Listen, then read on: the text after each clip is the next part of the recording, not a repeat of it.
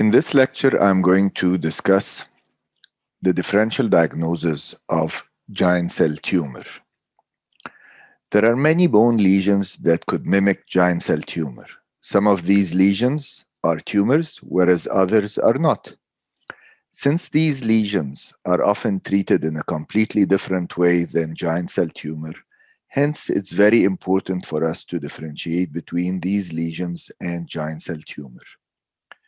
Moreover, clinically, the presentation of giant cell tumor may mimic many of joint conditions. So it is important to know the clinical differential diagnosis of giant cell tumor as well. And last but not least, the pathology of giant cell tumor may be similar to other lesions containing giant cells. And these also should be differentiated from giant cell tumor. Accordingly, in this lecture, I'm going to discuss three topics: the clinical differential diagnosis of giant cell tumor, the radiological differential diagnosis, and finally, the pathological differential diagnosis. So we start with the clinical differential diagnosis. As we all know, giant cell tumor is an epiphyseal lesion, and accordingly, giant cell tumor usually presents with pain around the joint. It also presents mainly in young individuals.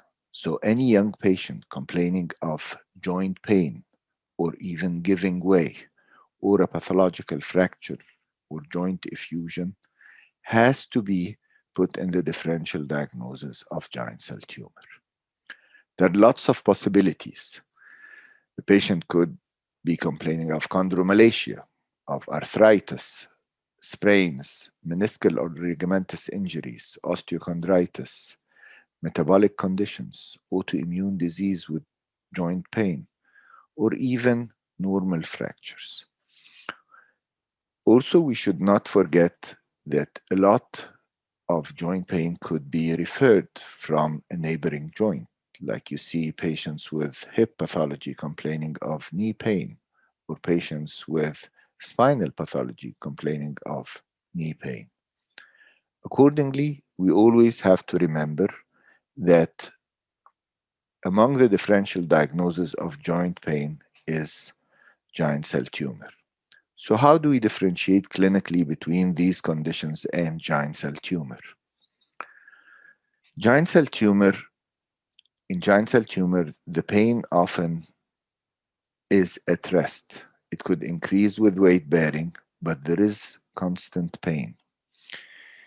And in patients who come complaining of pain following trauma, we have to ask them specifically if they had pain that preceded the occurrence of trauma or not. You often get a patient whose first presentation is that he felt pain following a minor fall or a minor twist of his knee. And when you ask him thoroughly, did you have any pain prior to this trauma? He often says, well, I've been having this pain for a while before the trauma, but his brain interprets this pain as occurring after the traumatic episode. So we have to be specific when asking him, did you have any pain prior to this minor trauma or not?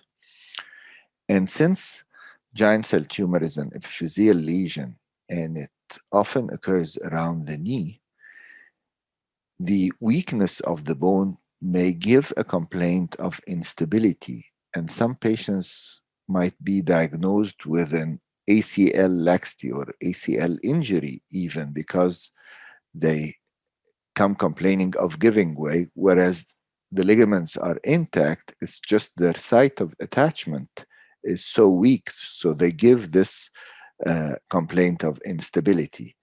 And they have a giant cell tumor, but complains of pain and instability.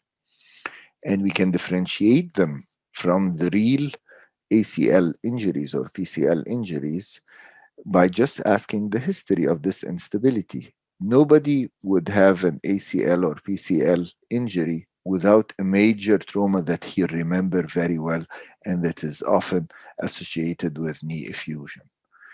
But patients who complain of instability without a real trauma that explains this, we should think that there is something that has caused bone weakness instead of a ligamentous injury.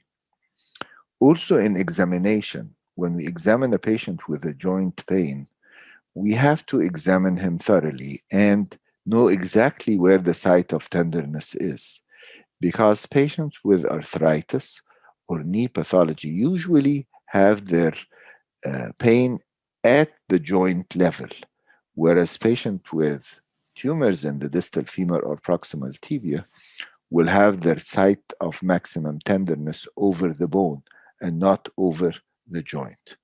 So always remember that tenderness at the joint might be meniscal problem, might be arthritis, but pain due to tumors would be often located over the bone. That's why you have to dress the patient completely.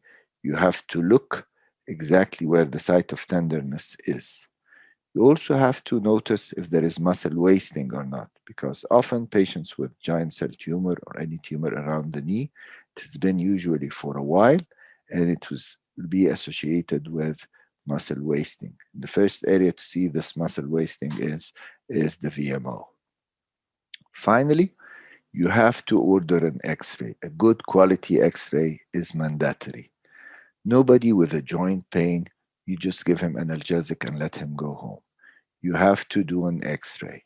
Even if the X-ray turns out to be normal with no bone pathology, the patient will never regret doing it. But it's very bad for you and for the patient to miss a tumor around the joint just by taking it for granted that it could be an arthritic or just a knee sprain or so. So don't hesitate ever to do an X-ray for any patient with a joint pain. Now we move to the radiological differential diagnosis. Giant cell tumor has a very specific and classic radiological picture. A patient, usually aged from 20 to 40 years, skeletally mature. However, this age bracket is the usual presentation for a giant cell tumor, but you can have giant cell tumor in patients older than 40 years, and also in a few circumstances below 20 years. So how does it look on X-ray? It's an epiphyseal lesion, purely radiolucent, has a geographic margin, and it extends to the subchondral bone. And you can see here, if you look carefully, the lytic lesion extends to the subchondral bone. It could be the medial condyle, the lateral condyle, the medial condyle, or even anteriorly abutting the patellofemoral surface. But it has to reach the subchondral bone. There could be a soft tissue extent, or it could be completely inside the bone. And it's often eccentric unless it reached a large size, so it can even encompass the whole distal femur or the proximal tibia. Of course, the most common site is the distal femur, followed by the proximal tibia, proximal humerus, proximal femur. It could affect many bones. So this is the classic picture. However, there are other lesions that could mimic this picture. And these include benign lesions, malignant lesions, and even non-tumorous conditions. Benign lesions include chondroblastoma, aneurysmal bone cyst, benign fibrous histiocytoma, fibrous dysplasia, brown tumors due to hyperparathyroidism. These are the common radiological differential diagnosis. But we also have to remember that malignant tumors could also mimic giant cell tumors, including telangiectatic osteosarcoma, clear cell chondrosarcoma, UPS, undifferentiated pleomorphic sarcoma, myelomas, and metastases. They all could present with purely osteolytic lesion that could encompass the epiphysiometaphyseal area of long bones. And we'll see here examples of these differential diagnoses. On the left side, you see a giant cell tumor of the proximal tibia. On the right, this is an aneurysmal bone cyst of the proximal tibia. And you can see here that the ABC is actually more its epicenter is metaphyseal. Of course, it could reach the epiphysis, but it's mainly metaphyseal. You can find that it's a septated lesion, and in MRI, you'll find fluid levels. We also have to remember that giant cell tumor could have ABC changes and could appear in the MRI with fluid levels, and hence this could make the differential diagnosis more difficult. But here, giant cell tumor, you can see that it's reaching the subchondral bone, aneurysmal bone cyst. There is a small area between the joint surface and the aneurysmal bone cyst. We also have to remember that giant cell tumor is an epiphyseal lesion, but it could also occur in the apophysis, in the greater trochanteric area, in the triradiate cartilage. It could occur in the apophysis of long bones. If we compare the picture of giant cell tumor here of the proximal femur and the fibrous dysplasia is characterized by a ground glass appearance in the middle, a thick rand or thick sclerosis at the edges of the lesions, as you see here. Whereas giant cell tumor, it's a purely lytic lesion. There is no sclerosis surrounding the osteolytic lesion. In fibrous dysplasia, because it grows slowly, the neck here is deformed. You can see that there is failure of remodeling of the neck, whereas in giant cell tumor, you don't see this. So always remember, fibrous lesions usually are characterized by sclerosis that surrounds the lesion. Here is failure of remodeling. You can see here another example of a fibrous dysplasia of the proximal radius. Although this lesion is purely lytic, epiphysio-metaphyseal, but however, if you look carefully, you'll find that this is a ground glass appearance. It's not a purely lytic lesion. You can see here the purely lytic area is a small area in the middle here. However, the rest of the lesion is a ground glass appearance. It's not really a lytic lesion. The next differential diagnosis is between giant cell tumor and chondroblastoma. Chondroblastoma usually occurs in skeletally immature. It's also an epiphyseal lesion like giant cell tumor. However, it mainly occurs in patients with an open physeal plate, in young patients. However, since it's a slowly growing tumor, sometimes you see patients with chondroblastoma after closure of their epiphysis. So you can see 19 years, 20 years old, 21 years old patient with a chondroblastoma that has been there for a while before the epiphyseal closure, but it presents later on in life. And you can see the same older age of chondroblastomas in pelvic lesions or deep-seated lesions. If you see this slide, you can see here that there is a lytic lesion and an open epiphysis. So this is a chondroblastoma, whereas this is a giant cell tumor extending to the proximal humerus. The MRI here shows the chondroblastoma of the proximal humerus with an open physis.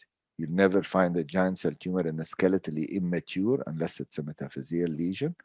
And you can see here the X-ray that the chondroblastoma is epiphyseal and extending to the metaphysis. So this is a chondroblastoma of the proximal humerus. This is, you can see here a chondroblastoma of the distal femur and a giant cell tumor of a distal femur. The epiphysis here almost closed, but here it's an adult with an osteolytic lesion here. Sometimes chondroblastoma, you might see flecks of calcification inside the lesion. Sometimes you don't. So this is a chondroblastoma of the distal femur. When you look at this example, this is a giant cell tumor of the triradiate cartilage occurring in the apophysis of the pelvis, whereas here this is a chondroblastoma also occurring in the apophysis of the triradiate cartilage in the pelvis. It's very difficult to differentiate to say this is a chondroblastoma or a giant cell tumor. Unless this is a child, you'll be more tempted to say that this is a chondroblastoma, whereas here it could be a giant cell tumor or a chondroblastoma in this adult patient. You can see the MRI showing that the lesion occurring in the triradiate area, and here similarly chondroblastoma occurring in the triradiate area. Next, we compare the giant cell tumor of the proximal tibia with the large non-ossifying fibroma of the proximal tibia. Obviously here, like we said in fibrous dysplasia, which is common in all fibrous lesions, you see a white sclerotic margin, whereas in giant cell tumor, you don't see the sclerotic area. This is also mainly a metaphyseal lesion. It's close to the joint, but it does not reach the subchondral bone. So this is a classic fibrous lesion. This is a big non-ossifying fibroma. For proximal fibular lesions or distal ulnar lesions, sometimes osteolytic lesion occurring in the epiphysis of the proximal fibula or the distal ulna, it's very difficult to know the exact diagnosis from the X-ray. This could be a giant cell tumor, it could be an aneurysmal bone cyst, or it could be a chondroblastoma if the patient is skeletally immature. They all look similar. Maybe an MRI would show a more cartilaginous lesion so that you can do a diagnosis of a chondroblastoma or an enchondroma. Or if it has a lot of fluid levels, it could be an aneurysmal bone cyst, or homogeneous tissue, it could be a giant cell tumor. But these three usually actually should be included in the differential diagnosis of proximal fibular lesions or distal ulnar lesions. Small bones are also the site of giant cell tumor, as well as the other osteolytic lesions like aneurysmal bone cyst, simple bone cyst, and chondroblastomas. Like here you see an osteolytic lesion of the talus. This could be either of these diagnoses. Now we move to more aggressive malignant lesions. On the left side, you see an aggressive giant cell tumor with a purely lytic lesion reaching the subchondral bone, having a soft tissue extent. It looks more malignant, however, the diagnosis was giant cell tumor. On the other hand, you can see here a purely lytic lesion reaching the subchondral bone, eccentric, and maybe very small soft tissue extent. And this you could easily miss for a giant cell tumor, whereas the pathology was an osteosarcoma. So you can see this is treated completely different than this. So it's very important to have the suspicion that very close similarity between these lesions. This is a more evident example. You look at this patient with a purely lytic proximal tibial lesion that almost washed the proximal tibia, and this patient turned out to be a giant cell tumor, although from the picture you could be misled to interpret it as an osteosarcoma or a more aggressive lesion.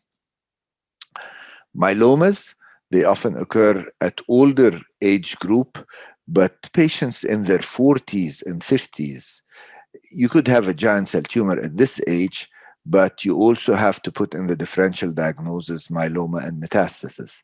This is a myeloma of the distal femur, purely lytic lesion reaching the subchondral bone, eccentric, but this is a myeloma. You can find it cold in scan, in the bone scan, but if it has a fissure or fracture, it could be hot.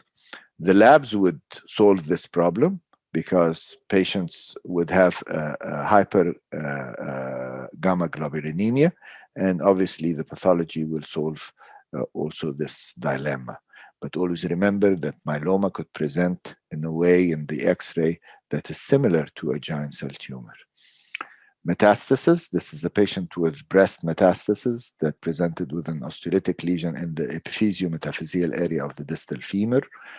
The MRI helped us to sort this out because you can see that there are multiple lesions adjacent to the osteolytic lesion in the distal femur. So this is a metastasis, which looks similar to a giant cell tumor. Also, other malignant tumors that could mimic giant cell tumor. Here, this is an MFH, or now it's called undifferentiated pleomorphic sarcoma of the proximal tibia. It's a lytic lesion reaching the subchondral bone. However, this is a sarcoma, and it's not a giant cell tumor. You can see the similarity between these two conditions. Another example of a giant cell tumor mimicking an MFH of the distal femur, or UPS of the distal femur, purely lytic, epiphysiometaphyseal, that you could easily misdiagnose as a giant cell tumor, and whereas it's actually a sarcoma. So you can't just see this X-ray and say, well, this is a giant cell tumor, let's go and curate it. Then you'd really harm the patient. So you have to have a pathological diagnosis in order to proceed with your treatment. Here we can see the difference between giant cell tumor and hyperparathyroidism, or brown tumors. On the left, this is a giant cell tumor of the distal radius. On the right here, this is a brown tumor due to hyperparathyroidism. Whereas the giant cell tumor here will be curated and cemented, or even resected, whereas hyperparathyroidism is going to be treated by parathyroidectomy, which is a completely different line of treatment. So how do we differentiate between giant cell tumor and hyperparathyroidism? You can see here hyperparathyroidism, the MRI looks similar to giant cell tumor. You can see that there is generalized osteopenia or osteoporosis, and in the parathyroid scan, you can see here the uptake of the parathyroid. You can do it with technetium systemebe. You'll find that there is uptake in one of the parathyroid glands, whether it's a parathyroid adenoma or hyperplasia. And of course, doing a parath hormone would solve the issue. And it's become a routine for us in order, any patients who presents with a giant cell tumor who's on the older side, postmenopausal women, we often tend to do parath hormone just to exclude the possibility that this is a brown tumor. Finally, we reach the third topic of this lecture is the pathological differential diagnosis of giant cell tumor. This is the classic microscopic picture of a giant cell tumor. It's composed of two types of cells, stromal mononuclear spindle cells and multinucleated giant cells, in addition to osteoid and necrosis and sometimes ABC changes. And you can see how all these dark circles, these are the giant cells. It looks like a granite tile. And this is a higher power field, and you can see here the giant cells. The giant cells of giant cell tumors contain hundreds of nuclei, and this is an important piece of information that differentiated from reactive giant cells, as we'll see later. You can see here the giant cell of giant cell tumor. So what is the differential diagnosis under the microscope?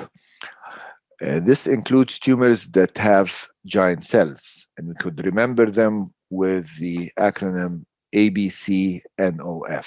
A stands for aneurysmal bone cyst, B for brown tumor, C for chondroblastoma, N for non-ossifying fibromas, xanthomas, etc., O for osteoblastoma, and F for fibrous dysplasia.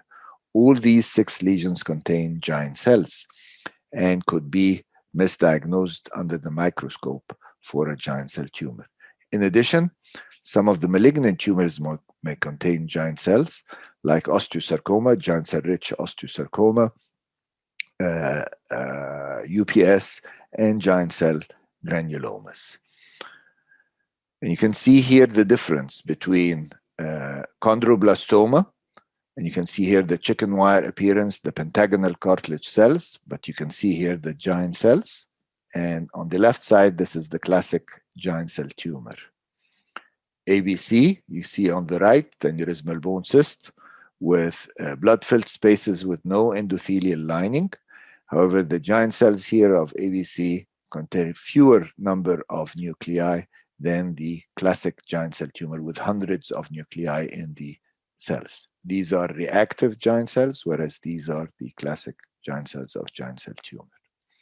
Fibrous dysplasia, you can see here the Chinese letters. There are stroma of spindle cells. However, there are few giant cells here. These are reactive giant cells, completely different than giant cell tumor under the microscope. Non-ossifying fibromas with few scattered giant cells, but the main stroma is the spindle cell stroma. So what is the take-home message after listening to this lecture? You cannot confirm the diagnosis of giant cell tumor just by looking at the X-rays. There are many lesions that could mimic giant cell tumor like we've seen in the past 20 or 25 minutes.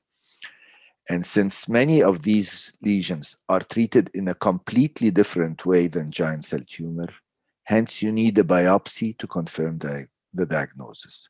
Whereas some lesions are treated in a more aggressive way than giant cell tumor. Like if you have an osteosarcoma, you need to give chemotherapy, you need to do resection with a wide margin, whereas treatment of giant cell tumor is just curetted or extended curetteds. So imagine yourself looking at the X-ray and saying, this is definitely a giant cell tumor, and you go ahead and curette it, and then the pathology turns out to be an osteosarcoma.